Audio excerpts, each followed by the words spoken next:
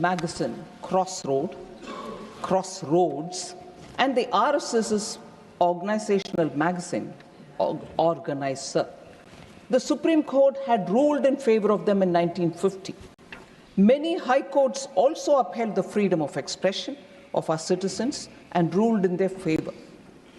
But in response, the interim government thought that there was a need for a first constitutional amendment, and that was brought in by the INC, and it was essentially to curb the freedom. So India, a democratic country, which prides itself even today about freedom of expression, saw the first interim government coming up with a constitutional amendment which was to curb the freedom of speech of Indians.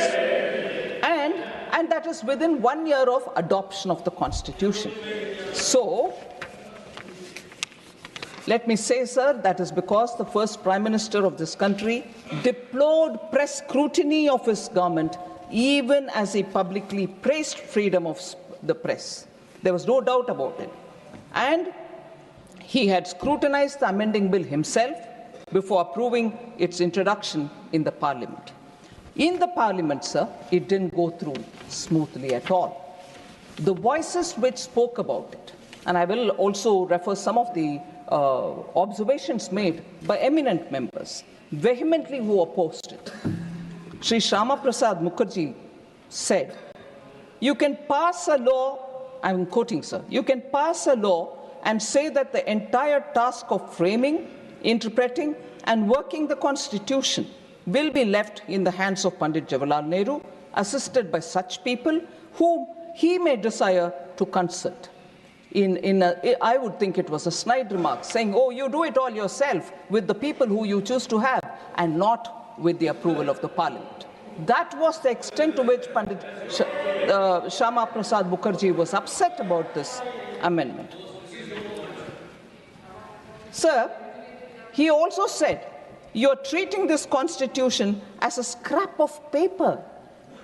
You have declared preamble of your Constitution that you have done something unheard of in history, that within so short a period of attainment of freedom, you have trusted the people of this country to draft a Constitution. You have given a charter of rights to them. Now, Dr. Shyama Prasad Mukherjee says, now you come forward and stab them in the back. You're not working for the benefit of the present generation, but for party ends. But for party ends, unquote. Sir Sri Kameshwar Singh, a member of the Constituent Assembly, also had a lot of comments to pass, and he said, I quote, this Parliament, again, is a provisional one, and it cannot be said to be reflecting the will of the people in the way the Constitution wants Parliament to reflect it. For a government or a Parliament of this kind, it is highly improper to make such fundamental changes in the Constitution without making any reference to public opinion, and that too at the fag end of the strenuous parliamentary session and almost on the eve of a general election, unquote. So scathing remarks were made, and despite these remarks, Prime Minister Nehru went ahead with the amendment. Kameshwar Singh again goes about to say, do they not show, I quote, do they not show utter disregard for the Constitution when they attempt to amend it simply because some of the laws have been criticized and found invalid by the judiciary?